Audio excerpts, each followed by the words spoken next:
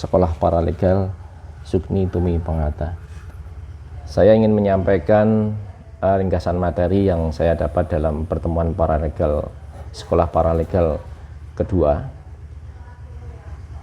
dengan materi yang saya dapat yaitu tentang tindak pidana narkotika, kemudian gugatan sederhana, dalam hal ini wan prestasi, yang selanjutnya gugatan perceraian di pengadilan agama.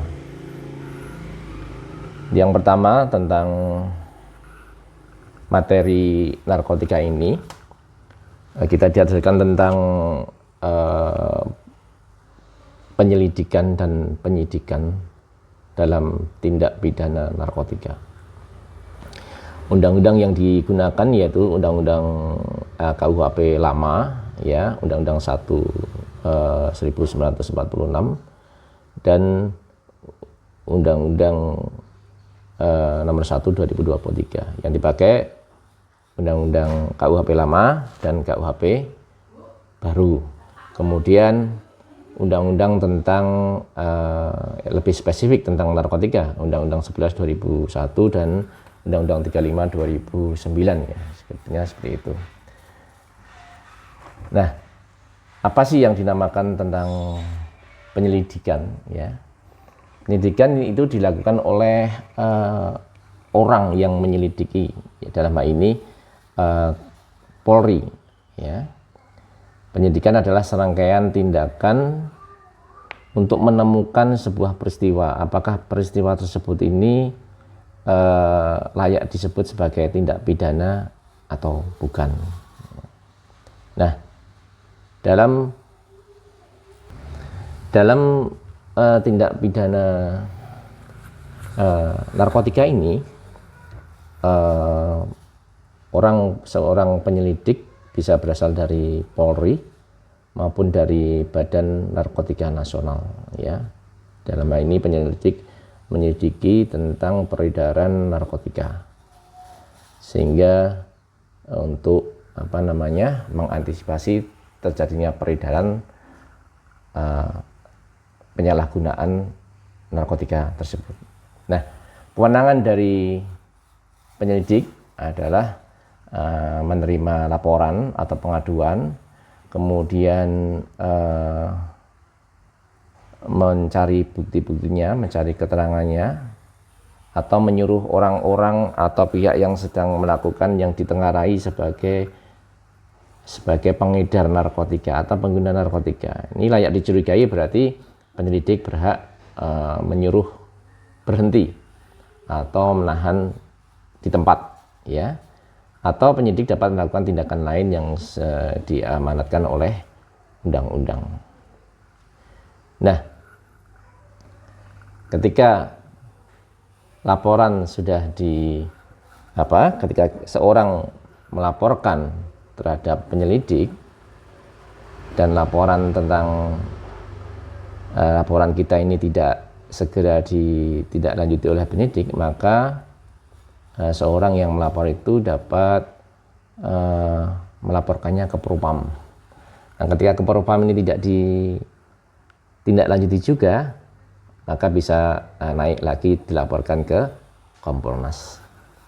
Kalau tahap-tahap pelaporan tentang adanya tindak pidana narkotika ini tidak dilaksanakan segera, ketika kita membuat laporan dari tahap penyelidik sampai ke penyidik juga tidak dieksekusi, sampai ke Propam tidak ada tanggapan, sampai ke Kompolnas tidak ada tanggapan, maka mungkin pilihan dari memviralkan kasus ini menjadi dorongan kuat sehingga bisa ditindaklanjuti, begitu ya, karena ada istilah no viral no justice, ya. Nggak ada keadilan kalau sebelum diungkap lebih luas lagi. Kemudian dari kewenangan penyidik itu apa? Penyelidik itu apa? Yaitu melakukan penangkapan, larangan meninggalkan tempat ketika terjadi tindak pidana narkotika ini. Juga penyelidik boleh melakukan penggeledahan, penyitaan barang atau pemeriksaan tempat ya, yang diduga menjadi tindak pidana narkotika. Kemudian boleh mengambil sidik jari, mengambil CCTV, boleh memotret, boleh menghadapkan orang ke depan penyidik, ya. Jadi penyelidik ini menghadirkan, mengajak orang tersebut di depan penyidik untuk disidik. Lain hal dengan, dan semua kegiatan ini atas perintah atau atas tugas dari penyidik. Jadi penyidik memberikan tugas kepada penyelidik untuk melakukan pengawasan atau pemeriksaan atau usaha-usaha untuk preventif dalam mengawasi orang atau pihak-pihak yang diduga melakukan tindak pidana narkotika tersebut. Berbeda ketika seorang penyidik mendapati seorang pemakai atau istilah lain tertangkap tangan, maka penyidik dapat segera menangkapnya tanpa perlu mendapatkan surat tugas dari penyidik. Kemudian penyidik ya, penyidik ini atasannya penyelidik ya. Penyidik ini orang yang melakukan tugas yang berasal dari penyidik. Apa yang sudah disampaikan, dilaporkan oleh penyidik, maka ditindaklanjuti oleh penyidik, yaitu mencari menindaklanjuti lebih serius, membuktikan atas laporan-laporan yang ada, menyelidiki keterangan-keterangan laporan, terus bisa memanggil seseorang, memeriksa, menggeledah, menyita, menangkap seseorang yang diduga melakukan tindak pidana narkotika, atau melakukan interdiksi ya. Jadi melakukan pencegahan atau penyetopan atau memberhentikan orang atau mode pengangkut atau apapun alat transportasi yang digunakan sebagai tindak pidana narkotika tersebut. Penyidik bisa berasal dari Polri, bisa juga yang kita kenal dengan PPNS, yaitu penyidik pegawai negeri sipil ya, yang diberi undang-undang sesuai dengan bidangnya. Misalnya kita kenal dengan PPNS di Kementerian Perhubungan ya, sehubungan dengan undang-undang lalu lintas, kemudian PPNS di kehutanan dengan undang-undang kehutanan, PPNS di Kominfo, PPNS di Dirjen Pajak dan Bea Cukai, ataupun penyidik pegawai negeri sipil dalam Kementerian Lingkungan Hidup. Juga ada penyidik lagi penyidik dari Balai Pengawasan Obat dan Makanan. Ya, ini leg spesialis ya, karena penyidik ini yang lebih tahu tentang obat, tentang kimiawi, tentang kandungan-kandungan zat-zat yang dilarang di dalam sebuah makanan atau obat, sehingga dia diberikan kewenangan penyidik. Tentu dia harus bekerjasama dengan penyidik lain, dalam hal ini misalnya Polri, sehingga ditindaklanjuti oleh penyidik BPOM. Jadi penyidik itu secara umum dari Polri dan ada juga dari PPNS atau penyidik pegawai negeri sipil sesuai dengan kewenangan yang diberikan kepadanya.